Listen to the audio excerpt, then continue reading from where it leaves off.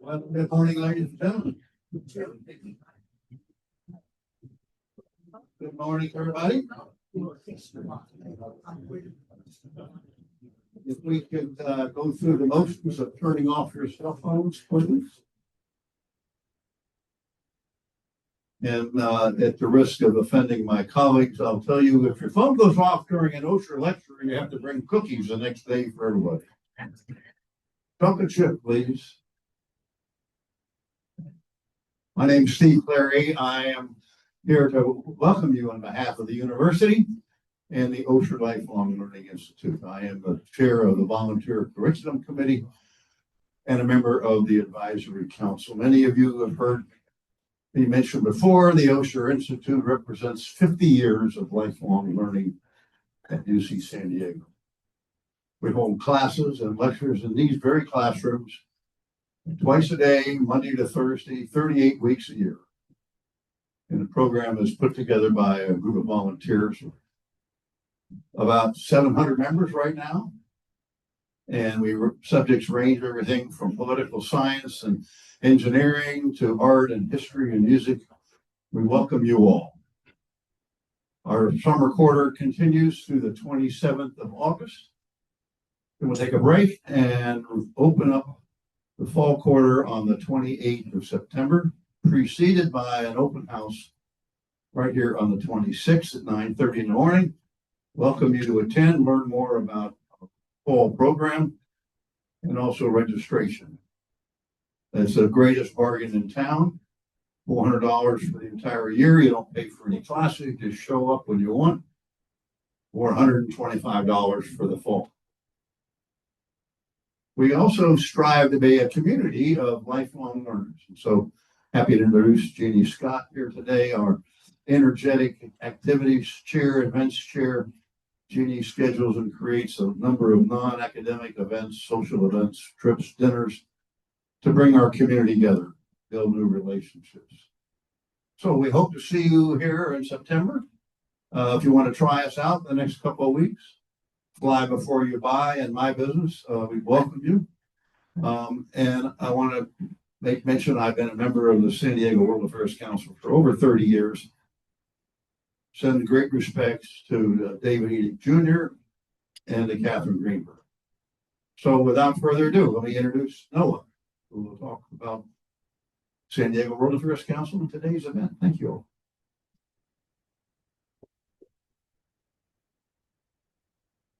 Good morning, welcome. Thank you for joining us on a Saturday morning.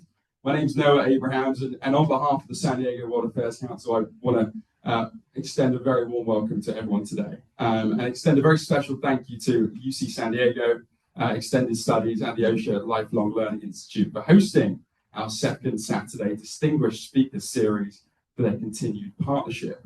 So for those joining us for the first time, the San Diego World Affairs Council is a non-profit, non-partisan organization dedicated to fostering informed discussion about international affairs and the global issues that shape our lives. And our mission is to connect San Diego to the world through civil dialogue, education, and engagement.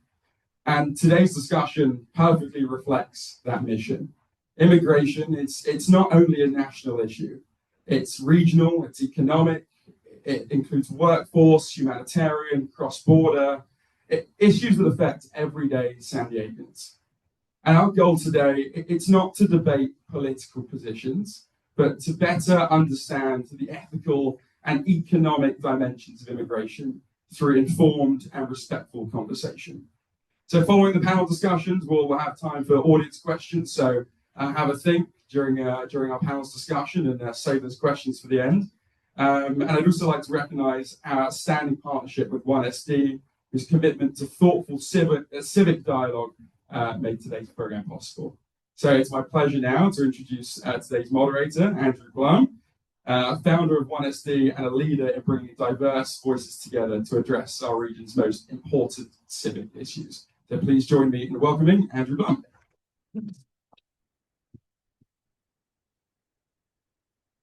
I just looked over at my boss when he said founder of 1SD, and my boss had a smile there because I managed the 1SD coalition, but it was definitely a team effort to get it founded. But thank you, Noah, for that kind introduction. Thank you, Steve, for setting the scene for us here today. My name is Andrew Blum. I'm the Senior Program Director at the Burnham Center for Community Advancement. The mission of the Burnham Center is a straightforward one: to make the San Diego region a better place to live, work, and play for all. And I manage the 1SD Coalition at the Burnham Center. We recently passed over 100 leading organizations in 1SD, all with a shared commitment to strengthen our region by reversing trends of division, fostering collaboration across divides, and solving real-world challenges together. That's the vision of what 1SD is trying to do here in our San Diego region. And given that mission, when the World Affairs Council said, do we want to put together an event series about having real conversations on difficult issues facing the San Diego region, we jumped at that chance. And it's really not an issue where you need to foster collaboration and solve real-world challenges together more so than immigration. So we're really happy to be able to pull this event together today. Thank you all for coming out. As Noah said, on a Saturday, it's great to see so many people, willing to come participate and engage on difficult issues and have constructive dialogue about them. I've got a couple of great panelists today with incredible experience on these issues. I'll introduce them in a moment. We'll have about 45 minutes for me to talk with them, and then we'll have about 30 or so minutes for Q&A. I'll give a little bit more guidance on the Q&A when I get there, but as Noah said, how to think about what questions are on your minds. We knew when we were tackling or thinking about tackling this issue in a conversation like this, we couldn't do everything in regard to immigration. It's such a big, complex issue. But me and my colleagues had some really interesting conversations a little while back about the issues at the intersection of the business community in San Diego, immigration policy, and immigration enforcement.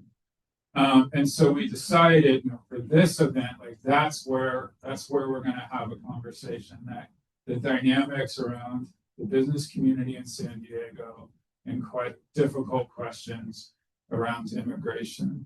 And as I said, I have some great co-panelists to talk about that. So let me get them introduced, and then we'll dive in. On my left is Elena Au. She's an immigration policy and operations expert and former senior executive service leader with more than 25 years of experience shaping U.S. immigration policy and operations at the Department of Homeland Security and the U.S. Citizenship and Immigration Services. She served as Principal Director for Immigration Policy at DHS and Chief of Staff for the DHS Office in International Affairs, helping coordinate and strengthen the department's global engagement. She's currently the principal of Stillblade Solutions, where she advises organizations navigating complex immigration policy and operation challenges. And we're privileged to have her as the inaugural Senior Burnham Fellow at the Burnham Center for Community Advancement, where she contributes to efforts that strengthen civic engagement and collaborative problem solving in the San Diego-Baja region. She holds a master's in public administration from American University and an executive certificate in public leadership from Harvard University. Help me in welcoming.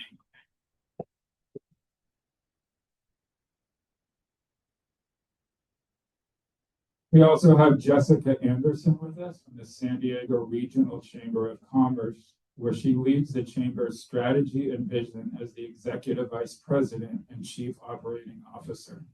In this role, she oversees the Chamber's day-to-day operations, membership and budget, directs public policy initiatives and advocacy agenda, represents the interest of the business community before government officials, media, and the public, and develops and implements the long-term goals and strategies to ensure the organization is aligned to deliver on its promise to champion business and empower leaders. She does not have a lot of free time, I would imagine. She's got extensive public policy and big city government experience. She served for 10 years in the city of San Diego, serving 2 mayors, and led negotiations for some of the largest agreements in the city's history. She was recognized as the San Diego Business Journal's 2024 Nonprofit Businesswoman of the Year, and named to the Association of Chamber of Commerce Executives 40 Under 40 list of emerging leaders. So help me in welcoming Jessica.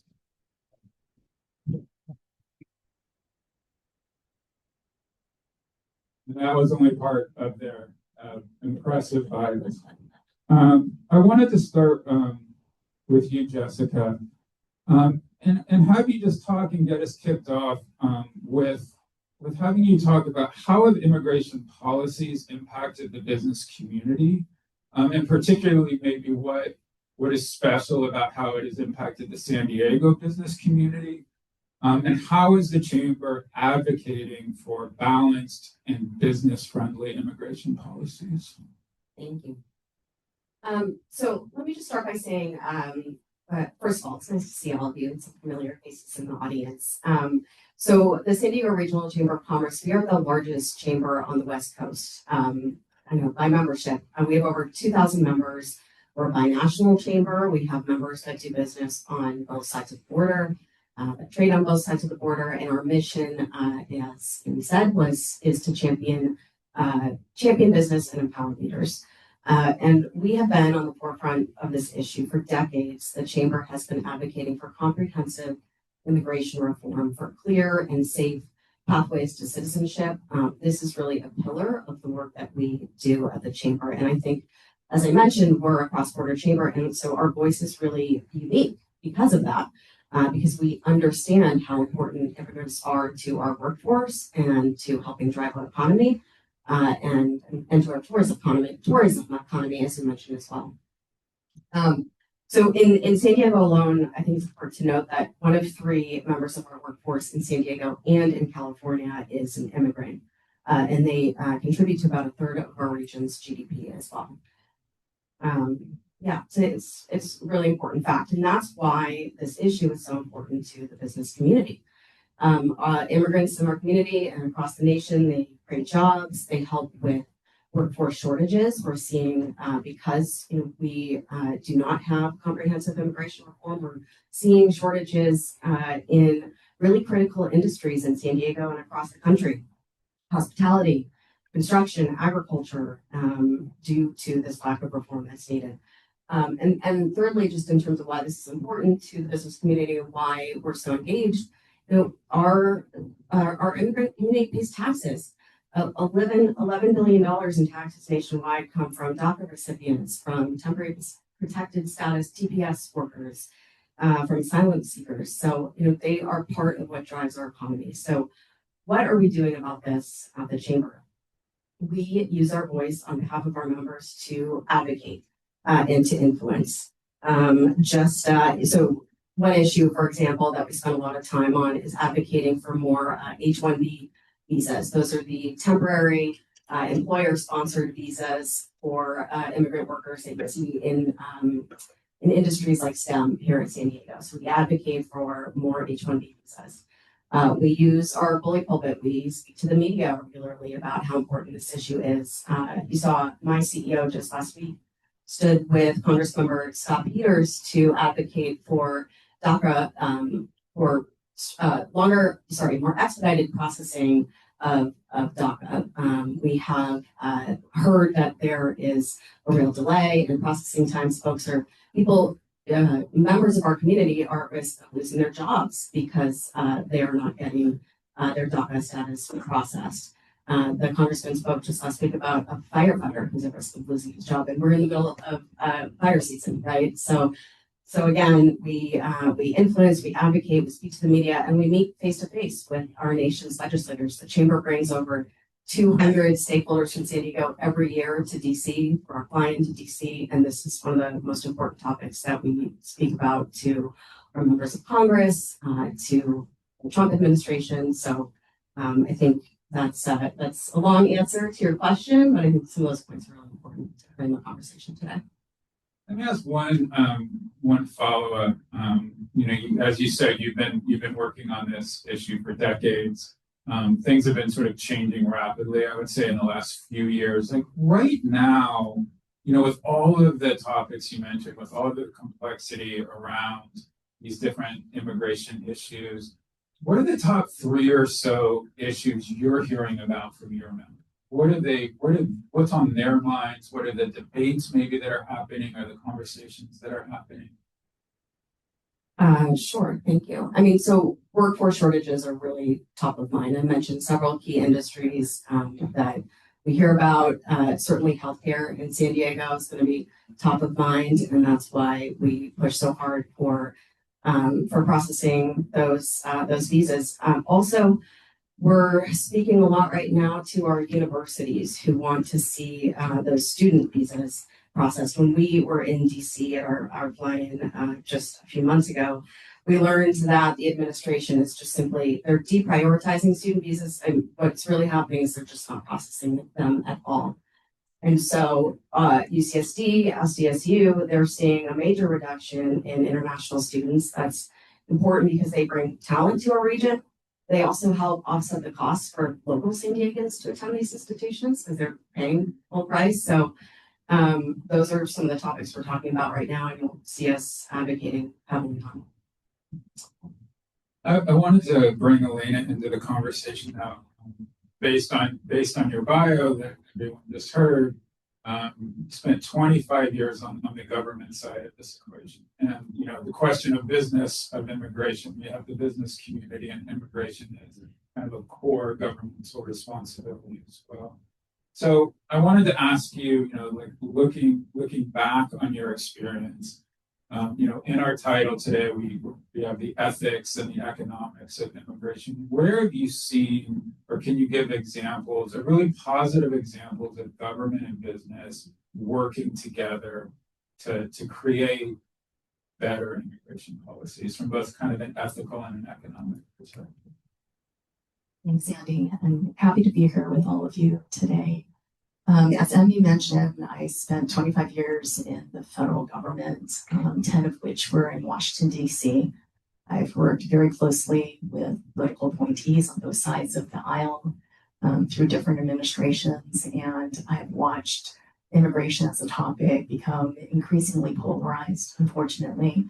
In earlier years, what I've always noticed is that there are thoughtful people wanting to harness everything that immigration brings to the table, not just from an ethical, humane standpoint, but also as far as economic competitiveness for America, because that was the lens that we used to approach immigration through.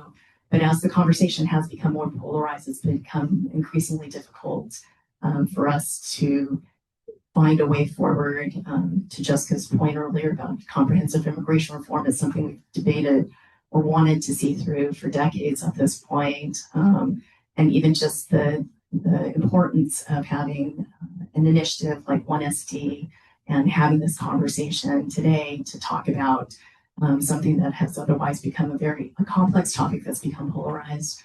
What I've noticed, and we have an example just here in San Diego, actually, we have multiple examples in San Diego of where considerations both from within the government and also in the interest of trade and travel, the movement of people and goods, it was facilitated through different sectors coming together. So CBX, for instance, is a perfect example of a public-private partnership where there was the consideration that the government has, which is, how do we ensure public safety? How do we ensure national security? How do we also facilitate the movement of goods and people? And the government came together along with the private sector to come upon a solution like CBX, or even going back further, the Century Lanes that many of you who've traveled over to Tijuana come back over here was it's what started the trusted traveler programs that we now have in place, such as global entry for any of you who've traveled, on foreign travel and come back to the United States. It started off with testing out what it looks like whenever we identify a population of individuals as being trusted and how you facilitate movement. So the government has in times past partnered with the public sector to be able to keep things moving along and the United States competitive economically. What I would love to see going forward, and the reason why I think this conversation is so important, is that we, in order for us to be able to move ahead as a country and to really tackle the issue of what is immigration, we need to recognize that it's not just you're either for it or against it, because immigration, as we've known through historically, has been what sets us apart from other countries in terms of our competitiveness, in terms of our ability to attract talent. And I would love for this country to find its way back to that center place, to have those thoughtful conversations, to disagree and to leverage the tension that naturally exists between varying viewpoints, but to find a way forward. And a follow-up to that, you're walking the talk a little bit with having those thoughtful conversations. I know you're participating in conversations at the national level of people across all different sectors, including the business community, from different political viewpoints and perspectives.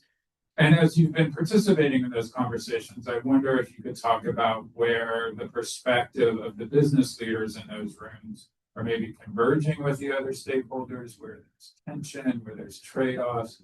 I know it's Chatham House rules in those conversations, but if you could just sort of share a bit about what you're seeing in those conversations. Sure, thanks, Andy.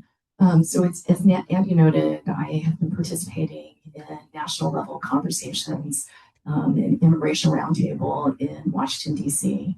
And this group has been together for over a year. And within the room are the thought leaders, the leading think tanks that represent the full spectrum on immigration, whether it be the so-called restrictionists that feel that that immigration is something that we need to get further control on, and the numbers need to decrease, to those that are considered expansionists that want to expand how welcoming we are in the number of people that are allowed here in the United States. So the spectrum is represented there. Those that are in the business community, there's different viewpoints that are present, such as those that want additional H-1B visas to help support the STEM corporations, and then those who also are recognizing that Americans are also seeking those jobs. So the more people that we welcome, the more foreigners that we welcome, it takes away from jobs that Americans have. So those are the viewpoints in this room.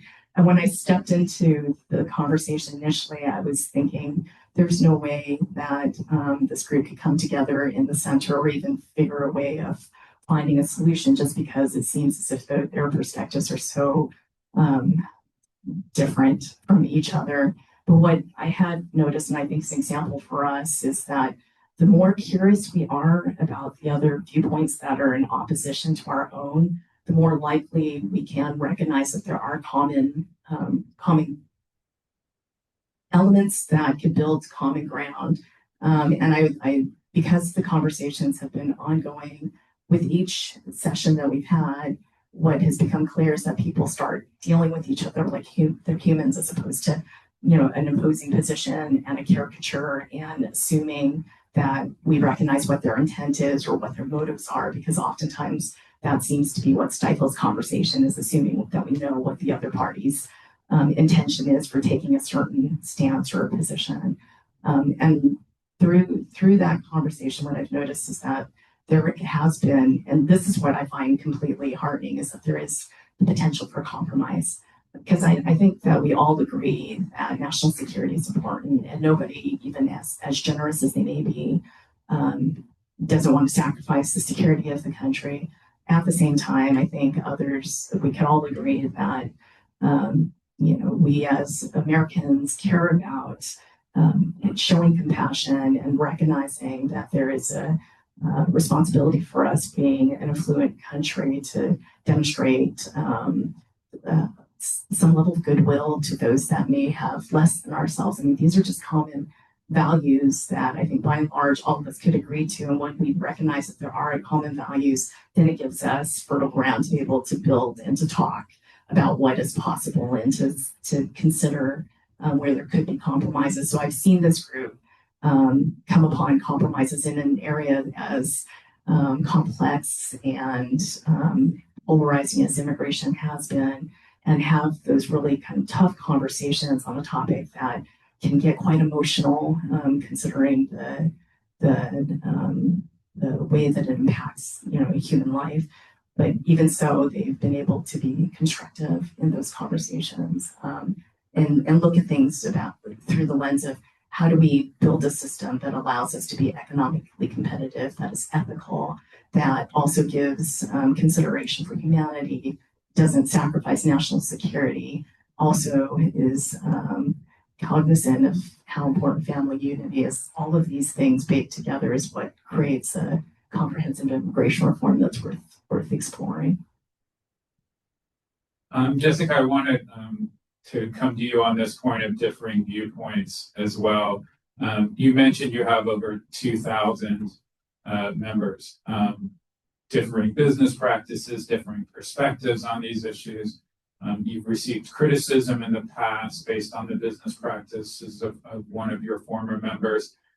You have a clear sort of stance that you've communicated as a chamber on immigration policy. How do you balance all these different perspectives within your organization while sort of having that stance on immigration policy? So the controversy you're referring to, so we had a former member that, I'll just be direct about this, that not in San Diego, but outside of San Diego and the country operated ICE facilities. And so that was tough for us to grapple. We were asked to ban the member. And I'll say this, as you mentioned, we have over 2,000 members. They range from small home-based bakeries all the way up to Fortune 500 companies.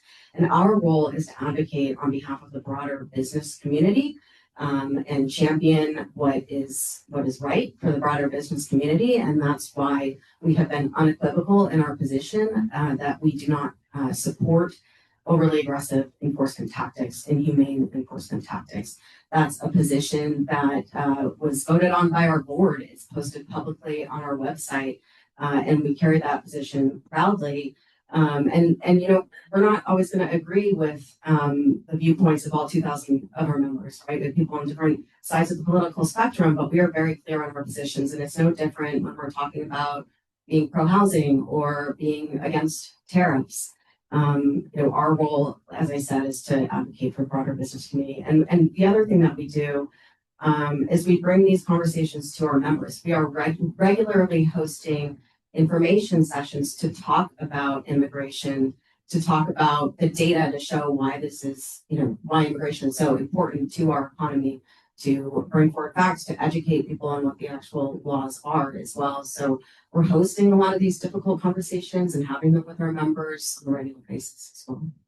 And the fact that you have members on the other side of the border, like as you say, you're a binational chamber. Like, what are the perspectives that the members from Baja are bringing to those conversations?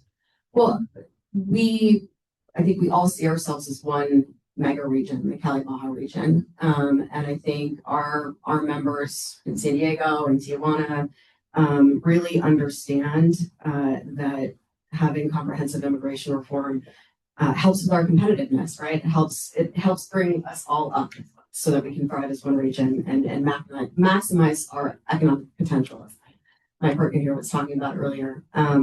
We kind of know firsthand how important having a skilled workforce is to drive our economy.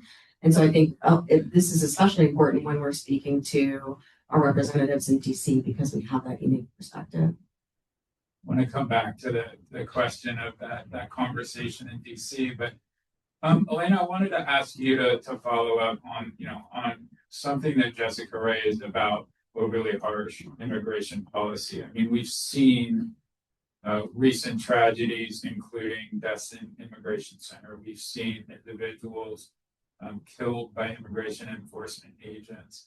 And I mean, these things, as you say, they indicate the real human cost of some of these issues. And as you're having the conversations, trying to work toward the sort of the bigger issues moving forward, getting us to where we need to be more broadly, like how do these things play into your thinking, into the thinking of those in the conversation? Thanks, Andy. When we talk about immigration, I know that there's no way for us to not also recognize recent tragedies. And anytime there's a loss of life, it is serious and tragic, and it is something that needs to be acknowledged. The government, in exercising its authority, has a special responsibility in particular, especially when they exercise that authority over other humans. And which is why it's really important for there to be transparency, safe and lawful ways of exercising their responsibilities and enforcing the law, as well as just the recognition that the public is watching and that they're accountable to the public for their actions. In line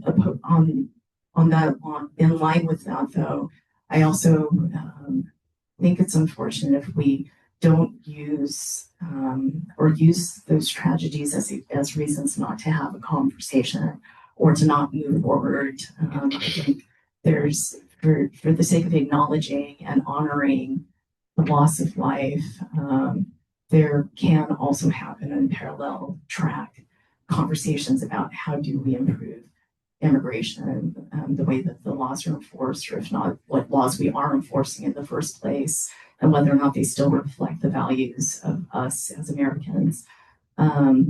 Those conversations are the exact ones that we do have in that national level immigration roundtable, talking about what are ways to approach immigration enforcement, what is the expectation.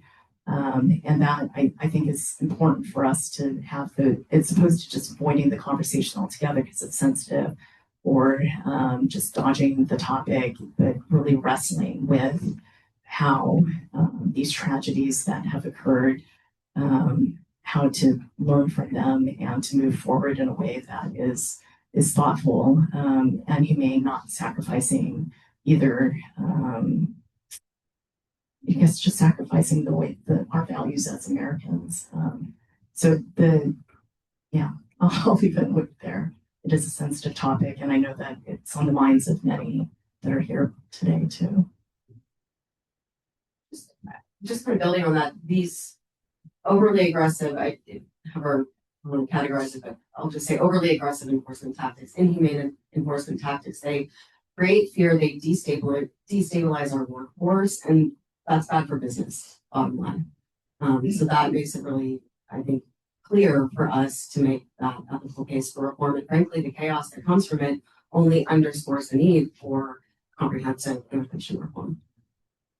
It's interesting. I'll say one thing from my side in talking with both Jessica and Elena as we were getting ready for this. One of the things that really hit home for me is this idea of ethics and economics is so far from a binary. I mean, like the ethics of jobs, the ethics of a thriving economy, the ethics, and how these things interrelate. So, in the title, when we have ethics and economics, one of the things I don't want you to go away with is that these are binary or sort of somehow in competition with each other. And I think you're hearing that from our panelists. Yeah. Just to add to that, we historically are a nation of immigrants, and I think we all recognize that. Just started the founding, we have to give a nod to that, but we also are a nation of laws, and our laws that are placed or legislated through Congress, enacted through Congress, are ones that also need to be enforced. So I feel like that's the natural tension that's there. Is how do we demonstrate that we are a welcoming country, but at the same time recognize too that there are laws to be enforced. So I think that is truly where the debate is when it comes to immigration. And thinking about that debate, Jessica, you talked a couple times about, conversations in DC. And I mean, one of the things we talked about with 1SD is, okay, we're focused on San Diego. There's a lot of things we can't control outside of San Diego, but clearly immigration, we're deeply impacted by what's happening at the national level. And so I wonder if you could talk to some of the conversations you're having there, and maybe, if you could wave a magic wand and change one or two things at the national level that would benefit our region, what would those be? So I've talked a lot about comprehensive immigration reform, but what does that actually mean, right? For us, for the chamber, that means legal, safe pathways to citizenship. That means expedited visa processing. It means more judges to help, expedite the backlog of immigration court hearings. Permanent solutions for DACA. I talked about us advocating for DACA reform as well more recently. So those are really top of mind when we're speaking with our with the administration in DC. And Elena, where are you seeing the conversation? You've been in these conversations at the national level. Where are you seeing the situation at the national level? Like what are the conversations that are happening there? Like where is the conversation? What are you hearing about some of the issues that Jessica is raising? Sort of what's the state of play, I guess, yeah. So I had seen through the newsfeed the press conference that both your CEO Chris Cade as well as Congressman Scott Peters had about promoting DACA or permanent solution for DACA, and I was heartened by that. So the national conversations that I've been involved in, that I indicated where there seems to be a potential for compromise, some of the thinking or potential options that are being considered include exactly that, which is if we were to provide a permanent solution for the Dreamers, or if Congress was to enact the DREAM Act to allow for those who were brought here as children, and then no other country but the United States for that population, if they had a legal pathway, what would the give be on the other side? How would that be? How would it feel fair if that was something that was offered? And then the compromise includes, additional accountability by employers as far as their hiring practices are concerned, and potentially utilizing government systems that allow for there to be validation that the people that are being employed are in fact authorized to be employed, or potentially even reducing some of the categories that currently exist that are not necessarily part of a family unit. Like, for instance, many of you may not know that, or maybe you do know, that siblings of U.S. citizens are able to be petitioned, and that is something that we've had before and that we've offered. But if we were to really focus in on where there could be a give, maybe that's a category that ends up being traded in for the possibility of expanding to include DACA recipients. So those are the conversations about what a compromise looks like. Because like any compromise, you can't get everything that you want. It's going to be like some trade-offs, and what those trade-offs are that you're willing to give in to be able to get something else. And that I think at least is a good starting point for a constructive conversation. On this issue too of enforcement, Scott Peters actually has a bill right now that the chamber has signed on to stop excessive force in immigration, and the bill aims to increase transparency and accountability when it comes to immigration enforcement. You might know better than me if it really has traction or not, but those are the conversations as well. I wonder if I could ask you both too, then the flip side of that question. Let's say there's not this immigration reform at the national level. Are there things we can do here in San Diego? Like, what are the key issues here in San Diego we can make progress on, or maybe there aren't. Maybe we rely on the national level, but are there issues we can make progress on at the San Diego regional level, kind of in absence of movement at the national level?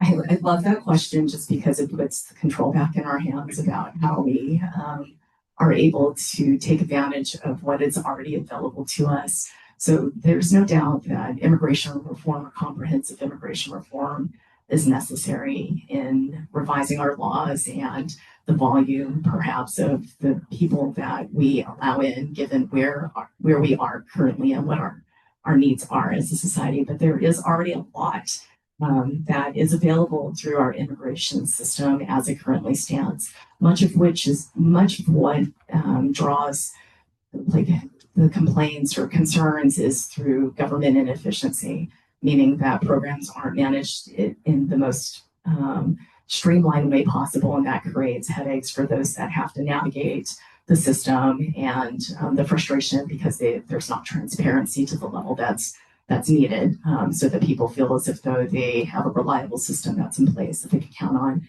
But here specifically in San Diego, earlier, Jessica, when you were talking about workforce needs in the hospitality sector, there's a visa category specifically for that. So to the extent that that can be leveraged, that we look at ways that we could potentially fill in gaps in workforce where San Diegans aren't necessarily interested in these particular jobs, but maybe others from locations, Mexico, for instance, that we could potentially take advantage of utilizing these visa categories. Or if it's for the sake of the universities and they're seeing a decrease in the number of students that are coming here, and that's having an impact, potentially some of it could be educational, where as policies are changing or new regulations that impact foreign students are becoming of concern to them, perhaps it could be outreach campaigns that we do for those that are interested in potentially coming here, helping them educate and demystify the system so they know exactly what is a true concern versus what is just information that's out there that's causing people to be worried. The other thing that I think is really unique for us here in San Diego is that there are special provisions specifically for Canada and Mexico based on NAFTA before now USMCA, that gives us a lot of, if we tap into what all of that entails, it gives us the ability to really explore what possibilities exist for our region specifically, in addition to provisions for like border crossers and all of that. So there is a lot that we could do, and I think it's a matter of, instead of lamenting the national debate and how polarized it is, it's almost like a challenge for us as San Diegans to put our heads together to really think about how we could approach the matter strategically to keep us competitive economically, and also to speak, to honor our values as Americans. And let me put a little bit of a twist on that question for you, Jessica. What is the role for businesses, here to think about that? You talked about what you are doing for businesses, how you're advocating for businesses. Like, what's kind of your ask of businesses as you think about a future immigration policy that's more just and more economically competitive? So a couple things. First, help us make the local case, right? I mean, share your stories, contact your representative. The best thing that they can do is have real life perspective from the businesses from their hometown and take those stories to Washington. And I'll just do a shameless plug. Consider joining the chamber. I mean, our voice is stronger. The broader representation that we have, the investment from our members helps us be more impactful. If you're involved with a business or with a business, consider joining the chamber. I'm going to ask one last question, and then I'll let you, if you all want to make any final comments, we'll give you the chance to do that. This right here is just one conversation on these issues. Elena, you've been having these conversations at the national level. What would it look like to have more, meaningful conversations here? How might, if we think about process, how might we move forward, like having better conversations on these issues? I think for starts, instead of focusing on positions on the matter, more thoughtful conversations could be in addressing specific problems. So for instance, here in San Diego, what problem are we trying to solve? And how can we go about doing it, as opposed to taking positions, because typically positions end up creating these situations where it's either you're for or you're against, or the absolutes and binary nature that the conversation has since devolved into. But I think if we're really wanting to be thoughtful, then let's define a problem set and then come at it with the thinking that the refined thinking that naturally happens whenever you're trying to solve a problem together as a region or a community. I don't know. I would just add to education matters, conversations like the one that we're having today matters, making sure people understand what the laws are, and engaging people in these important conversations is very critical to moving the needle. Can you give an example maybe of just where you've seen a really productive conversation, with your members, where is, if we think, there's a lot of negativity around this issue. So like, we think about bright spots, for instance, like what might be a bright spot for you that you've seen? We keep coming back to this, but I was really proud of the press conference that we were part of last week. DACA is really, really important to San Diego. These are members of our community. These are real people. I talked about a firefighter earlier. I mean, these are people serving our community. And so those are areas where I think you can really humanize the issue, humanize who our immigrant population is and how important they are to our region. Any final comments before we turn to Q&A? I'm just happy to be talking about the topic of immigration. As you could probably tell, I'm a big immigration nerd. It's affected me personally. My parents were immigrants. I've worked 25 years in this field. And I think there's a lot of opportunity that immigration brings. The thing that's unfortunate is that we've been talking about immigration as a country as a problem to be fixed, but in fact, it really is something to leverage that gives us a lot of access to reaching our full potential, especially here in San Diego. Yeah, I just want to say thank you. I'm honored to be sitting here with somebody who's such an expert in this field, as somebody who really is not. I'm a housing and homelessness policy wonk, worked on city budgets and local policy a lot, but I just really honored to be here, to be able to sit up here and speak on behalf of the business community. Thank you both. We have a good amount of time for Q&A. Just a couple things on the Q&A. I mentioned earlier the purpose of the Engage San Diego series, and the San Diego World Affairs Council, Noah, in his beautiful London accent, was articulate about that earlier. That the purpose is to have respectful, constructive conversations. So we'd ask you to honor that and model that in our Q&A. Please keep your questions short and make sure there is a question. I saw an event online recently where the moderator said for the audience to start chanting, ask the question if someone was going on too long. So don't make me do that. And if possible, direct the question to one of us. I think that always helps to get us started. So yeah, who would like, and we have mics coming around, so we can start with this lady. Oh, yeah.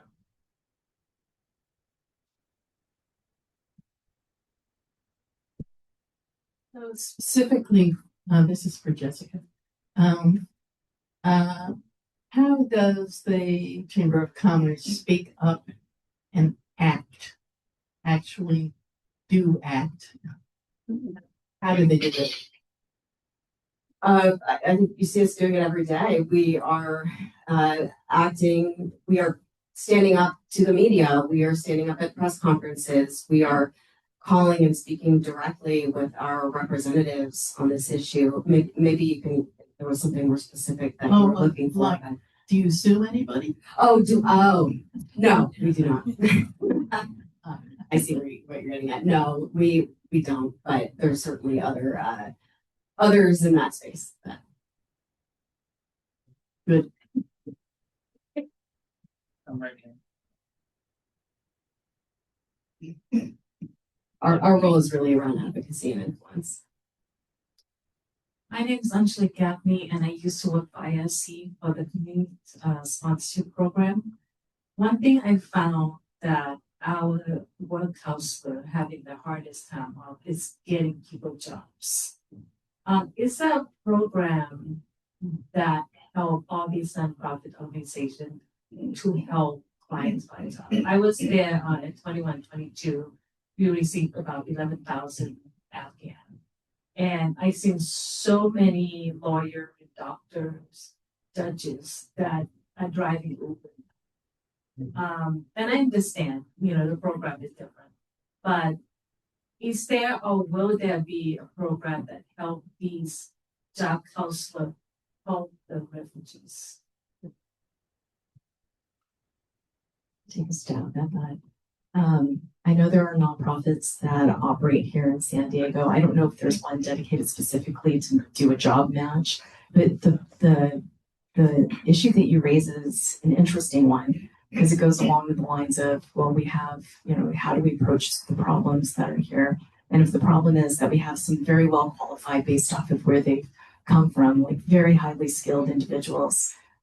However, because they're new to the country, they're not being matched up with the jobs that really leverage their skills. I think that's a conversation that's worth having because that's like a local problem that we could be thinking through of how it is that, we to the extent that that skill is absent or can benefit a company, how do we match them up? I think there's a gap, obviously.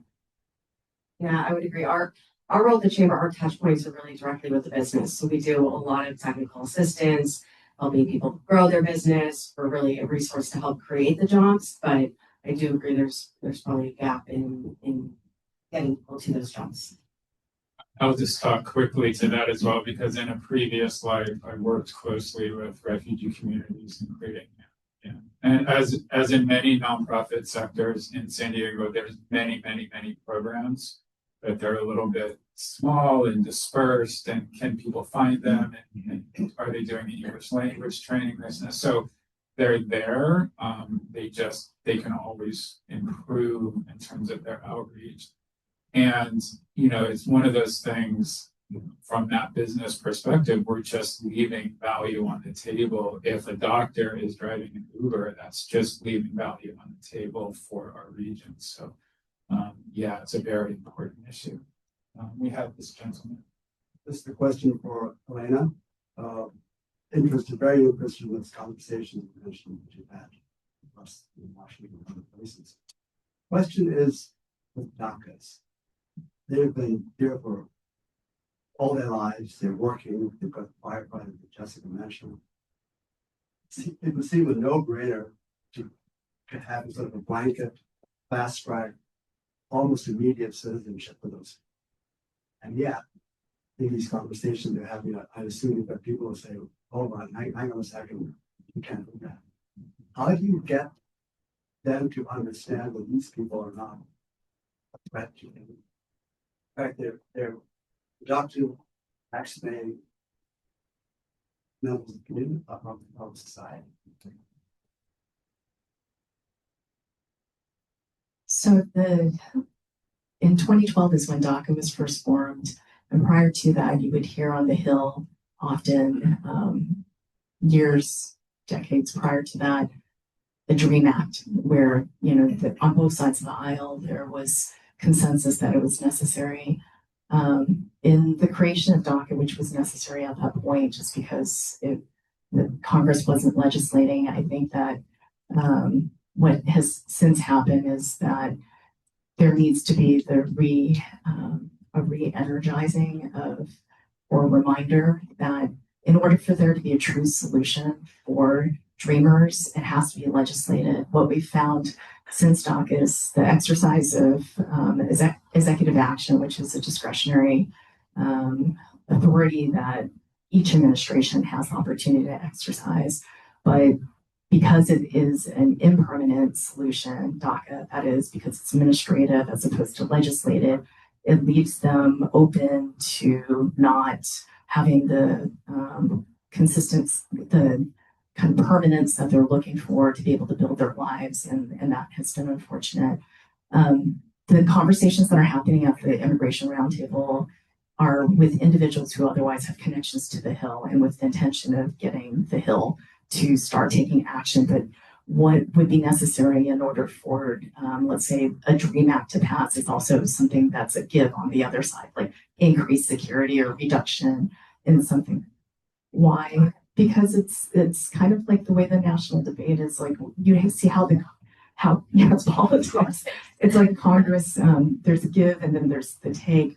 But it's, whenever we talk about security, again, I don't think that it necessarily needs to be the worst like picture that we have of what security looks like. In fact, what needs to happen on the Hill, and to the extent that we can encourage it, is for there to be this return to statesmanship, to have a return to coming to the center in some way, to have a constructive conversation versus being polarized the way that we see, where nothing gets done because it leaves us. I mean, like, it's a missed opportunity. The opportunity cost of not coming together in the center and talking in a way that is constructive is it's unfortunate for us as a society because we're suffering the results of it.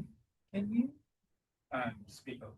Just mentioned administrative versus legislative, and I'd love you to just kind of talk a little bit more about the implications of that, what that means, and what the implications are.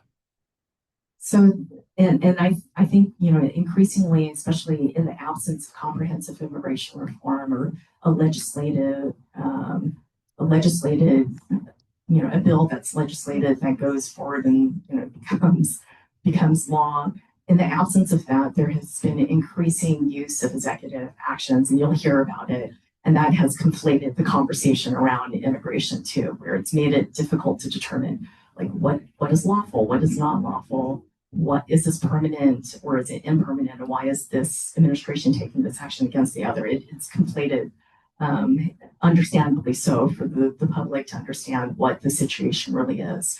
But a lot of what needs to happen, like for instance with DACA, it's been a relatively steady program in its existence, like even though there were attempts to try and remove it altogether since 2012. But the unfortunate thing is that with the lack of permanence, it's difficult for DACA recipients to be able to plan their life out or to know what's next for them when they're so invested in the country and know nothing else but what exists here. But to take it a step back to the kind of practical lens of what can we do here in San Diego? If Congress isn't going to legislate, what can we do here in San Diego that is going to be constructive? And with DACA recipients, for instance, those that are employed, their employers potentially could petition for them to get green cards. And once you get a green card, within, if you do it through employment, within 5 years, you become a US citizen. So that's a pathway that we could explore in the absence of legislation. In fact, there's an effort over at Cornell University to try to do that more at a macro national level in helping employers recognize that they can petition for their DACA employees to give them a pathway to a green card. But that's something that we could potentially tackle here in San Diego so that we don't feel like we just have to wait for Congress to recognize that there's work ahead. We could take that on ourselves. And then it's just given us our next initiative over at Chamber. Okay.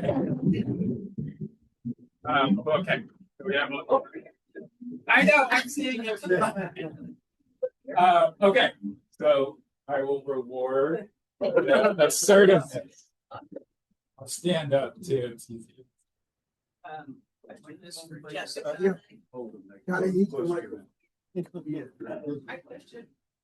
think this one. Thank you. My question is for Jessica. I'm so excited to hear about what you just said, that locally there can be actions taken by your members. Because one of my questions, I've been a volunteer tutor through the USS Midway and San Diego Community College District. There's plenty of people who need jobs who can work.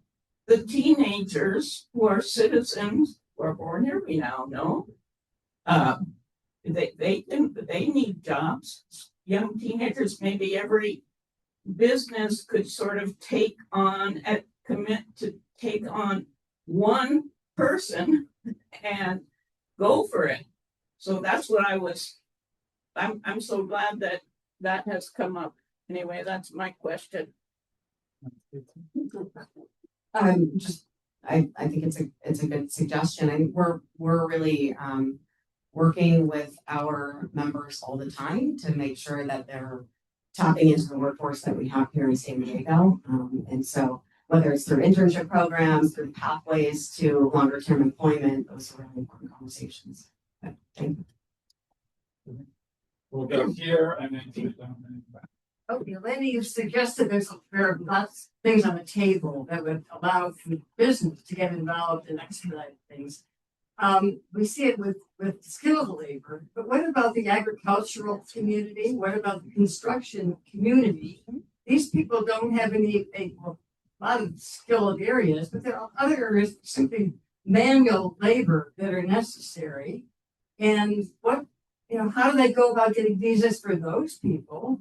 And if the visa process if they've slowed it down to nearly zero in some areas, how do we know that these things are going to be happening anytime soon? I'd like to think they are, but yeah.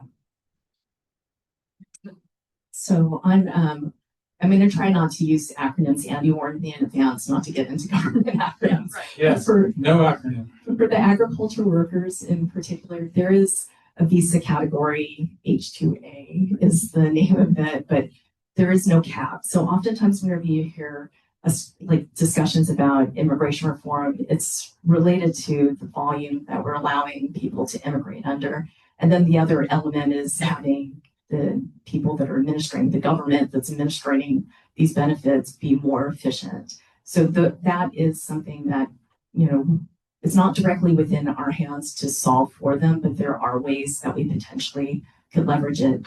Oftentimes what happens with farmers, they don't utilize that visa for agriculture workers, for instance, because it's so cumbersome. And if I'm a small grower or even a mid-sized one, I don't have an immigration expert in-house that's helping navigate the red tape in the government, because typically that includes potentially 4 different agencies that you have to go through to navigate that. Yeah, I feel the pain, just because even as somebody who is on the inside, some of that, like the coordination that happens, takes a lot of kind of follow-up and tracking and monitoring to make sure it moves through. For the others that you were mentioning, like construction workers or hospitality workers, they also have a specific visa category for them. However, there is a $65,000 per year cap that's placed on it. And that is something, I think that knowledge is power, and recognizing, as instead of making it so it's such a generalized topic, but like knowing that there is a cap, that can in fact be something that, you advocate with your Congress member to be like, we need more workers in this category, and this number needs to potentially increase. But even with that, absent that happening or legislation to make that happen, I don't think that those categories are necessarily fully utilized. It's like whoever ends up putting forward their request may get it, but it doesn't mean that, like, if here in San Diego we decided that we wanted to try an initiative to see exactly how we could potentially leverage some applications ourselves, that we couldn't put forward a better narrative, a better set of applications that could very well end up being the ones that are used to help supplement the workforce. So I think there's practical ways. I mean, there's obviously like government needs to take some responsibility, but from an insider perspective, and even with, knowing people that are still in government, I don't think anybody wants to, be working in government and thinking that the product they're producing or their management of a process is inefficient. So there are conversations that potentially can be had on that front too, to help improve what that might look like. Jessica, I wonder if you could speak to just your the chamber's thinking about skilled workers and then less skilled workers, and kind of how you're working on sort of across that spectrum. I think it's equally important both for skilled and more unskilled labor, but think for us, we're focused on the issue holistically. We're seeing, we have less agricultural workers in San Diego, but we're seeing the impacts in the construction industry, workforce shortages because of this broader issue, in the healthcare industry, but not just physicians, also, those that are sort of staffing those facilities as well. So, we're seeing it across the spectrum, and I would say putting equal emphasis. We have the gentleman in the back, and then we'll go across to the woman. As an immigrant myself for 42 years and achieving the American dream, I listened to you guys very carefully. My question is practical. I've lived in Florida as well. I would suggest to you, just a comment, if you took all the illegal immigrants out of Florida, the economy in Florida would essentially collapse. And I think it's most probably the same in California. The question goes to Jessica. Jessica, what are we talking in terms of numbers here? Do we know how short we are with agricultural workers? Do we know how short we are with construction workers, hospitality workers, healthcare workers? Do we actually have numbers? Because if you can show numbers and what's needed, the administration appears to respond to that.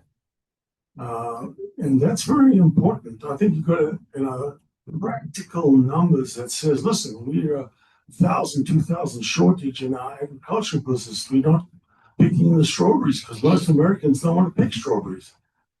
So the question is a very practical one. Do you actually have numbers? I know there are, but I don't have the method to put my fingers today. But I agree with you that that's how we make the case is through what the data shows. I couldn't speak to that today in terms of the actual numbers for those industries. I know it exists. I just don't know. See? Okay, perfect. Hello.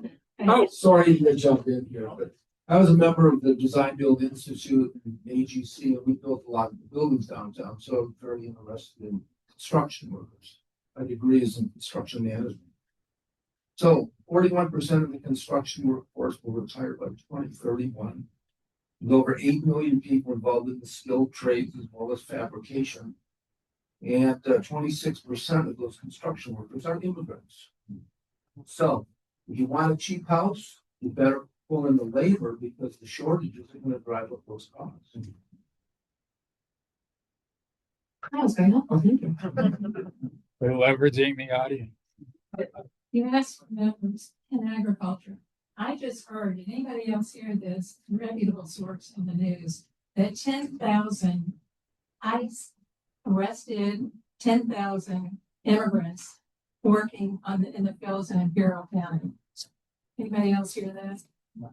Okay, this is in the last week, and it's a reputable source because I read reputable only sources daily for about 4 hours, as a matter of fact.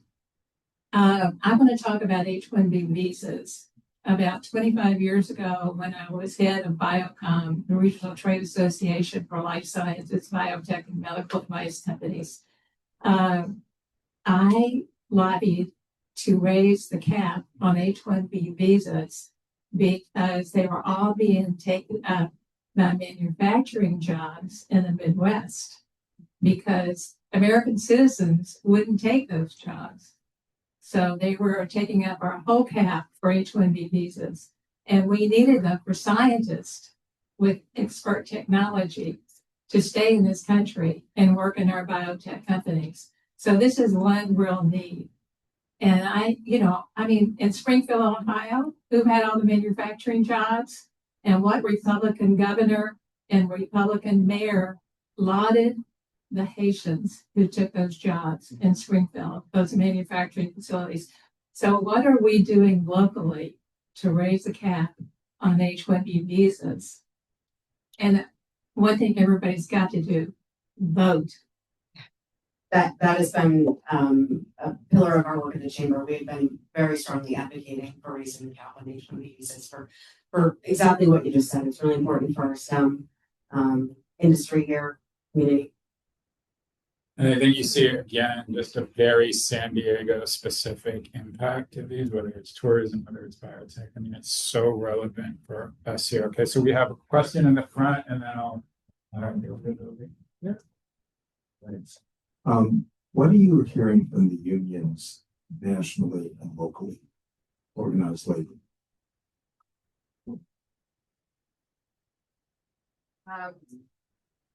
Well, I would say on this issue, we're pretty aligned. We had the Building Trades Council with us just last week at the press conference on DACA with my CEO and Congressman Scott Peters. So there's a lot of alignment here locally. And at a national level, what I understand is that with unions, because I was concerned that maybe there would be, fear on their part that it would take away American jobs, but I was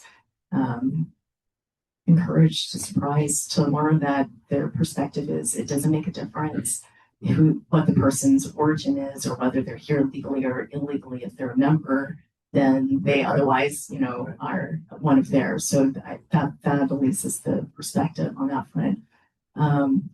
I was, as somebody who grew up in an immigrant household in a rural area and felt, wasn't necessarily in a situation where my parents made a lot of money. So I felt like I understand the perspective from, low income immigrants, in addition to the work that I've done over 25 years, on immigration in policy and managing offices. I felt like I knew the full spectrum of what opinions may be out there. But I think what was surprising for me in these immigration roundtables I learned is that it just depends upon where you are and how your perception of immigration is, which is why, for instance, the example that was given to me was by regarding the brother of somebody that is otherwise on this immigration panel who happens to live in a rural part of Pennsylvania, and how even though their job is as a cashier, they see that unskilled labor is a threat to their own well-being because it suppresses, if there's more immigrants that are willing to do these jobs, it suppresses wages that prevents them from earning a living. And that was something that I was interested to learn. Like, wow, I never thought about it from that perspective. Which leads me to believe that if there is really an elegant solution for immigration reform, there needs to be some tailoring specific to locales, because what may be experienced in rural Pennsylvania isn't necessarily the reality in San Diego, which is why the debate sometimes goes off in left field, is because we're not talking about the same thing. It's a different context entirely. Yeah, our politics are unique in San Diego. The lady in the black shirt. This question is for Elena. Do you think that climate change is a factor in leveraging immigration and immigration policy as global populations are impacted and displaced by survivability? I think that that's going to be a reality that we're increasingly contending with, just in migration in general.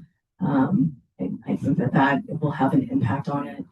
Right now, as far as the conversations are concerned related to immigration at a national level, I don't think that that's one of the immediate considerations, because the conversations become not necessarily with the group that I've been in company with in these roundtables, but just in general in the public sphere on immigration has become so polarized that we can't even have those nuanced conversations related to issues such as climate change and other considerations, because right now it's almost like, are you for it or are you not for it? And that doesn't allow us to get into kind of the more sophisticated conversations that would lead to a solution that contemplates, all various factors that come into that are relevant.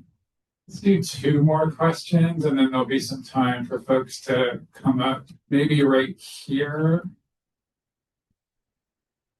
And then we'll come over here. Thank you very much for this really enlightening discussion. What you've described about your roundtables in DC is very impressive. What rapport do they have with the administration? That's a great question. Initially, when I became involved with this roundtable, I was wondering, is it just that we're doing it in a laboratory in isolation of what's happening in reality out there?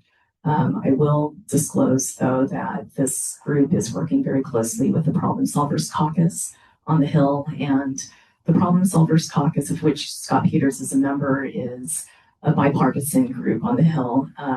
There's a part of me, the cheeky part of me, kind of chuckles over the idea that we have to have a Problem Solvers Caucus because that implies that problems aren't being solved on the Hill. But the Problem Solvers Caucus includes an equal number of reds and blues, and their intention is to come together on legislation. So this group is working with the Problem Solvers Caucus in addition to the White House on what a potential compromise might look like. In terms of timing, I mean, there's politics that are at play, and the midterms are just around the corner. So it remains to be seen when exactly that might find its way into kind of, at least a compromise might find its way into a more public arena. But I am heartened to see that people on both sides of the aisle across the immigration spectrum are having these kinds of conversations. I think it bodes well for what else is possible, even at a local level here. This question is for Elena. And you, with your experience on the subject of immigration, could wave a magic wand and have comprehensive immigration reform suddenly come into existence. If you could just decide what it would be, what would you do? That's a great question. I have done a ton of thinking on that front. As I mentioned, the topic of immigration is so fascinating to me because there's so much potential behind it of what we could do as a country, and where it's devolved to now seems to be such a base level of what the conversation can be if we were really to imagine what we want as a country and how we could leverage immigration toward it.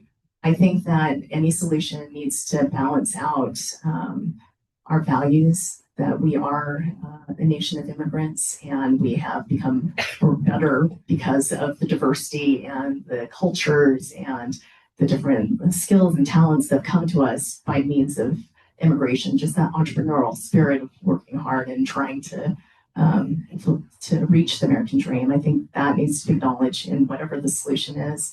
I also think we have to be serious about what security looks like, what national security is, and to have that be balanced in that solution. Because whenever we're talking about one or the other, we'll never get to a point where all of us could agree, at least the vast majority of Americans could agree. It needs to be something that's more of a balanced approach.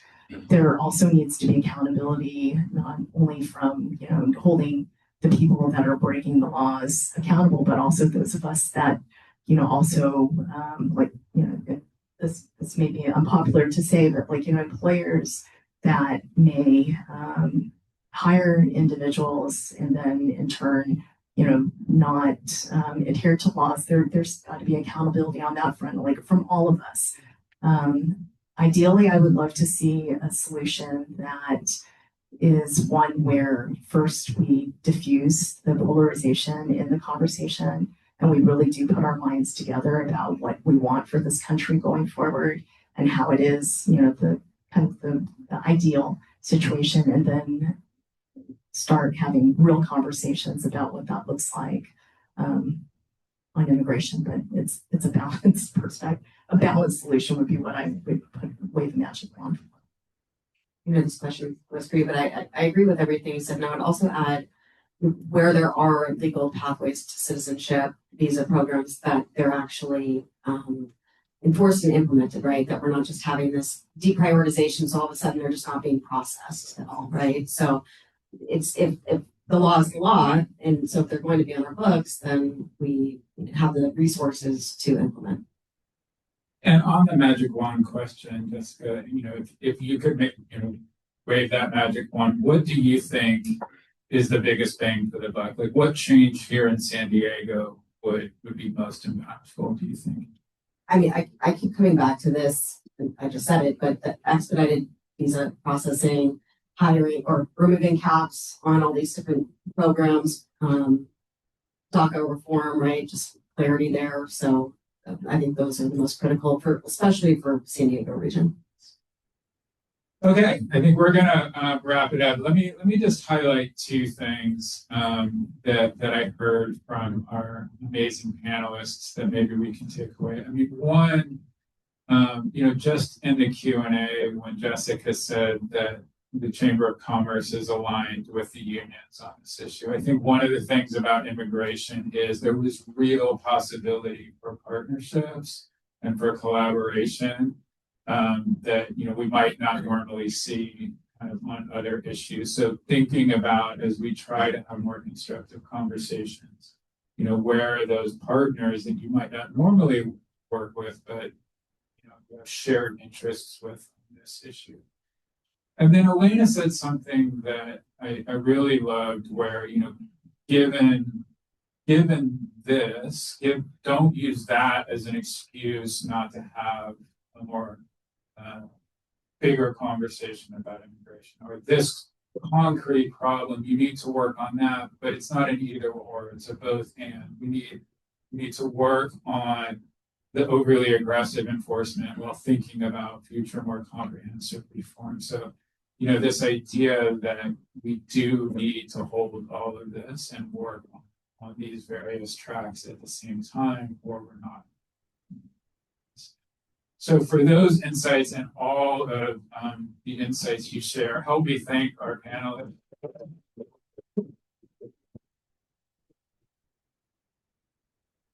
Now I'm going to turn it back over to Noah.